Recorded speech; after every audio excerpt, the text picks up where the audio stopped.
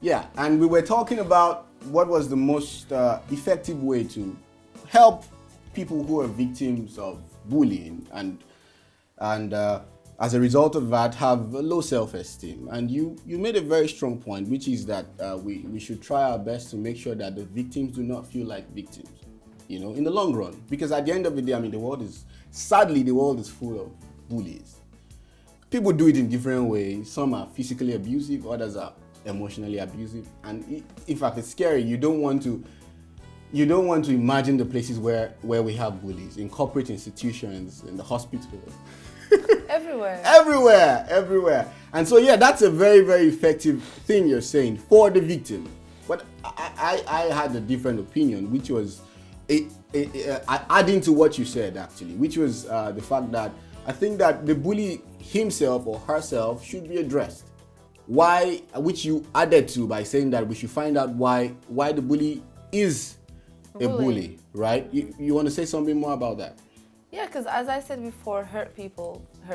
Yes. So if you tell him, he knows, you know, the bully, I am sure that he knows in his, like, the back of his mind, this is not right. Because we are created this way. Like, we know what's good, you know, good and bad. Like, we have this balance in us, you know, in our soul.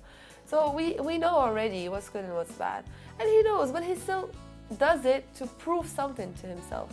I don't know why I'm talking about like a him. It could be anything. You know, It could be a female or a male. But yeah, you know, the bully knows what they're doing, and they still do it to prove something to themselves, because they lack, you know, this, I don't know, something is lacking inside, and they want to prove it. Yeah, which brings me to the point that sometimes even most bullies are actually people who suffer low self-esteem. So it's like a compensatory mechanism. Mainly. It's like, I know I'm not strong enough, so I'm going to act like I'm strong enough so that everyone can know that I am strong enough and believe that I am strong enough. And so who is the best and the easiest option to prove my worth here? And then he picks on the little one.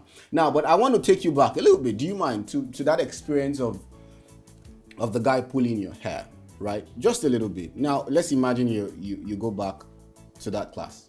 In your mind, you're still seated. Oh, you don't want me to go back to that class now? Why not? No, because I would like now, as like the person that I am now, that wouldn't go that way. So you don't want me to go back there. But yeah, like at that time, it was, of course it hurt, you know, when, like, why would you think it's okay to cut somebody's hair just because it's dry? And your hair is wet. It's not. Yeah. No, just because, you know, it looks a certain way. And you know, actually, I never curled my hair, actually.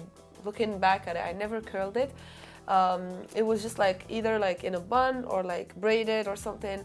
So he took like the last bit of the braid, you know, because the last bit of the braid, you still see the hair coming out. So he like cut a little bit of it. I felt it, you know, cut a little bit of it. And like, why would you do that, you know? Why do you think it's okay?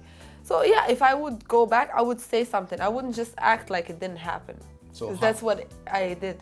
I did back then. I acted like it didn't happen, and that's wrong. So I would like go back to it and tell him, yo, I know what you did, and that's wrong. Don't do it again. Okay.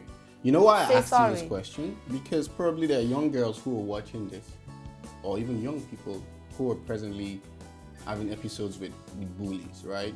And now that you're out of it, you know that you're not the same person anymore. No, you're never out of it, but you just, that's what I'm telling you. What I meant by that was, for instance, you said if you went back to that class, you'll handle things differently. So what I meant was, you were out of thinking that way or handling it that way, because you grow out of certain. That's what I mean by saying, why would we address the bully?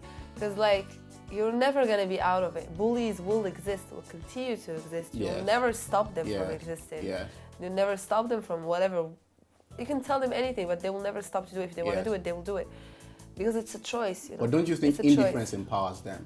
It's not indifference. Actually, you're not indifferent. No, not you. I mean, don't you think indifference of the third party, not the victim, the third party? Of course, that's in anything. Them. That's in war. Like, For example, if I talk to you about what's going on in Syria or like the Middle East, and you tell me, oh yeah, it happens everywhere, I'm sorry, that means you're actually supporting what's happening. You should give me a reaction. Which is my point. So let's bring it back to the bullying thing. So you see my point now. Yeah. So my point is, if everyone who happens to be a third party looks away, we have a problem. Because these guys will feel more powerful. But I'm not telling you to look away. I'm telling you to focus on the victim. Look at the victim, look at the bully, give him that look, and then don't waste your time with him that much. You can actually spend more time with the victim. If you want to really help, and help her or him not to take it and to just like not get bothered anymore by that. I see your point. And move on. And then this is how she's gonna actually, or he is gonna be able to stand up for themselves. I see your point. Okay, so if you're a little girl, a little boy, or even a grown man, a grown woman right now having episodes with bullies, you hear what Nasima says. She's saying that you should stand up for yourself. You should, right? You should, and do not be scared of standing up for yourself. Just do it. You know, these people should not scare you or intimidate you. They're doing it because they're scared. Because they're scared, exactly. So just, you can scare them even more and by standing up for yourself, and they will never ever touch you again. And if they might do it again, but keep doing it, keep doing it until they're like, yeah, actually. And I think a very important thing is to find out why you're doing it, like why you're telling them to stop. Don't try to tell them to stop. Just tell them to stop. Yeah. Why? Because you're not doing it because you think it's the right thing to do. You're doing it because you understand your value.